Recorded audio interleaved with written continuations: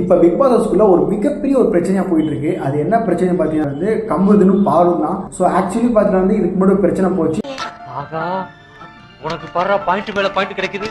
ஆமாண்டா, mic use பண்ணனால யாருக்குமே பால் முட்டை எதுவுமே கிடையாது சொல்லி பிக் பாஸுக்கு அறிவிச்சாங்க. ஸோ திரும்பி ஒரு இஷ்யூஸ், என்ன இஷ்யூஸ்னு பார்த்தீங்கன்னா வந்து 2 பேரும் சம்திங் ஏதோ பண்ணி நீ நினைக்கிற மாதிரிலாம் ஒன்றும் இல்லை மாட்டிக்கிட்டாங்க. ஸோ திரும்பி இந்த மாதிரி இஷ்யூஸ் வந்துச்சு.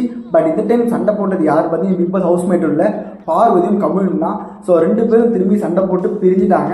ஸோ நடுவில் தான் பார்த்தீங்கன்னா வந்து கையில் திடீர்னு மோதலாம் மாற்றிக்கிட்டாங்க, என்கேஜ்மெண்ட்டு கல்யாணம் அப்படி இப்படின்னு ஹவுஸ்மேட் கூட பேசியிருந்தாங்க.